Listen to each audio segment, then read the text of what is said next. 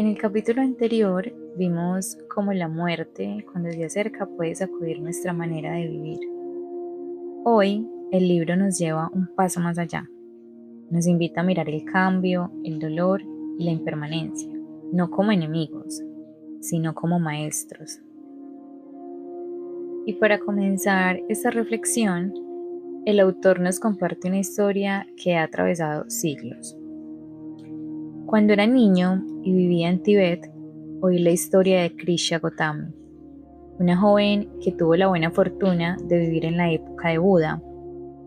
Su hijo primogénito, de 1 año, enfermó y murió. Agobiada por la pena, con el cuerpecito en brazos, Krisha vagaba por las calles suplicándole a todo el mundo un remedio que le devolviera la vida a su hijo. Algunas personas pasaban por su lado sin hacerle caso, otras se reían de ella y aún otras la tomaban por loca. Pero finalmente dio con un sabio que le dijo que la única persona del mundo que podía realizarle el milagro que ella pretendía era Buda. Así fue en busca de Buda, depositó el cadáver de su hijo ante él y le expuso su caso. Buda la escuchó con infinita compasión y luego respondió con amabilidad: solo hay una manera de curar tu aflicción. Baja a la ciudad y tráeme un grano de mostaza de cualquier casa en la que no haya habido jamás una muerte. Krisha experimentó un gran alivio y se dirigió a la ciudad de inmediato.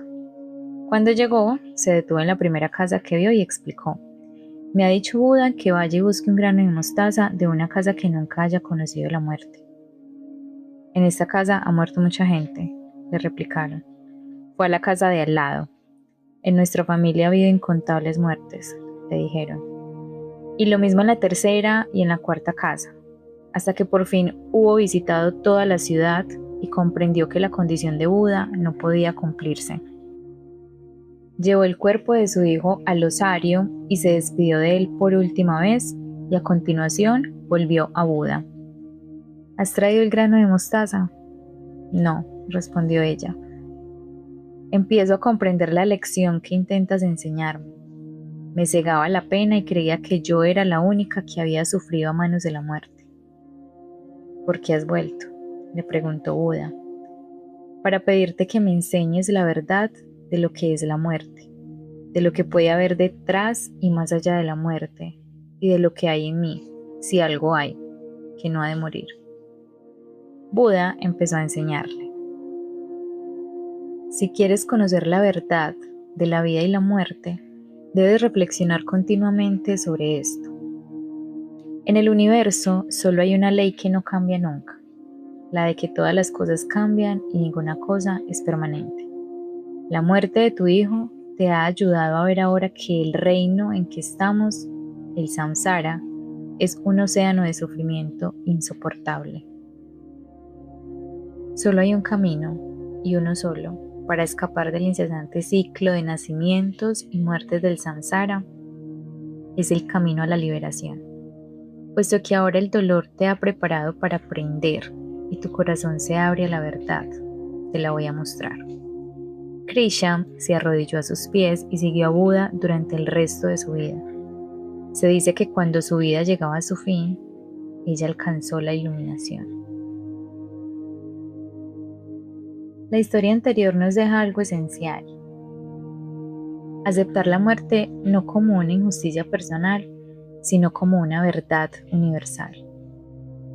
El libro nos muestra que un encuentro cercano con la muerte, sea propia o ajena, puede producir un auténtico despertar, y cuando la muerte deja de ser una idea abstracta, muchas prioridades se caen por sí solas. Todos sabemos de qué manera una crisis vital, como es una enfermedad grave, puede producir transformaciones de semejante profundidad en nosotros. Como la historia de Frida, doctora que valerosamente llevó un diario mientras moría de cáncer. Escribió: he tenido experiencias que jamás habría tenido y que debo agradecer al cáncer: humildad, reconciliarme con mi propia mortalidad, conocimiento de mi fuerza interior que continuamente me sorprende, y otras cosas de mí misma que he descubierto porque he tenido que frenar en seco reevaluar y seguir adelante. Y es que aceptar la muerte no nos vuelve pasivos, nos vuelve honestos. Reflexionar sobre la impermanencia no es un ejercicio intelectual, es algo que ocurre en el centro del corazón. La naturaleza de todas las cosas es ilusoria y efímera. Quienes tienen una percepción dualista consideran felicidad, el sufrimiento, como los que lamen la miel del filo de una navaja. Cuán dignos de compasión los que se aferran con fuerza a la realidad concreta. Volved vuestra atención hacia adentro, amigos de mi corazón. Este es un poema del maestro Kim Fo. Sabemos que ciertos hábitos nos hacen sufrir y aún así los repetimos, no por maldad, sino por costumbre. La muerte no ocurre solo una vez, ocurre en cada cambio. Cada vez que oigo el murmullo de un arroyo o las olas que rompen en la orilla o el palpitar de mi propio corazón, oigo el sonido de la impermanencia. Estos cambios, estas pequeñas muertes, son nuestros lazos vivientes con la muerte. Son el pulso de la muerte, el latido de la muerte que nos incita a soltar todas las cosas a las que nos aferramos. Así que cada pequeño final nos entrena para el gran final. Y si esto es así, la verdadera preparación no ocurre al final de la vida, sino durante ella. Vamos a hacer un experimento. Coja una moneda. Imagínese que representa el objeto o persona al que usted se aferra. Cierre la mano con el puño bien apretado y extienda el brazo con la palma de la mano hacia el suelo. Si abre la mano o afloja su presa, perderá aquello a lo que se aferra. Por eso está apretando. Pero hay otra posibilidad. Puede desprenderse y aún así conservarla. Con el brazo todavía extendido, vuelva la mano hacia arriba de forma que la palma quede hacia el cielo. Abra la mano y la moneda seguirá reposando sobre la palma abierta. Ha dejado de aferrarse y la moneda sigue siendo suya, aún con todo ese espacio que la rodea. Así pues, existe un modo en que podemos aceptar la impermanencia sin dejar de disfrutar de la vida, todo al mismo tiempo sin aferrarnos. Pensemos en lo que suele suceder con frecuencia en las relaciones. Muchas veces las personas no se dan cuenta de cuánto aman a su pareja hasta que de pronto perciben que la están perdiendo. Entonces se aferran todavía más. Pero cuanto más se apegan, más se les escapa a la otra persona y más frágil se vuelve su relación. Por lo general suponemos que hemos de aferrarnos a fin de obtener ese algo que nos dará la felicidad. No vemos cómo podemos disfrutar de algo si no podemos poseerlo.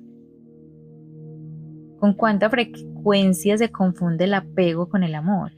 Incluso cuando se trata de una buena relación, el amor sufre a causa del apego, con su inseguridad, su posesividad y su orgullo. Y después, cuando el amor se ha perdido, lo único que nos queda de él son los recuerdos del amor, las cicatrices del apego. ¿Cómo entonces podemos trabajar para vencer el apego? Solo conociendo su naturaleza no permanente. Este conocimiento nos libra poco a poco de su dominio. Y es que en la vida no se trata de perder, sino de dejar de apretar. En el budismo tibetano, el guerrero no es quien lucha contra todos, sino quien no huye del cambio. Y aquí la impermanencia nos entrega su mensaje más profundo. Imagínese una ola del mar. Vista de cierto modo, parece poseer una clara identidad, un principio y un fin, un nacimiento y una muerte.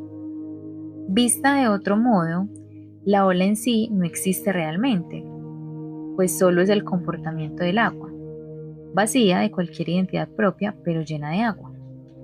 Así, al reflexionar detenidamente sobre la ola, llega usted a percibir que es algo que el viento y el agua hacen temporalmente posible, y que depende de una serie de circunstancias en cambio constante. Y advierte también que cada ola está relacionada con cualquier otra ola. Así que nada existe aislado. Y eso es una buena noticia. Entonces, si todo cambia, existe algo que no muera. Milarepa escribió: llevado por el horror a la muerte, me fui a las montañas.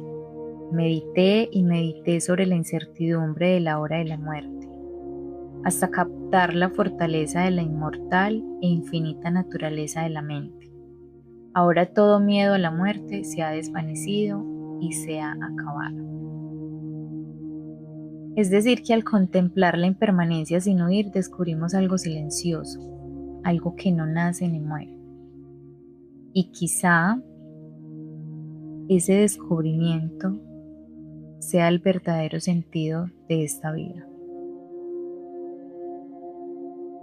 En el próximo capítulo seguiremos explorando cómo prepararnos para morir, aprendiendo primero a vivir.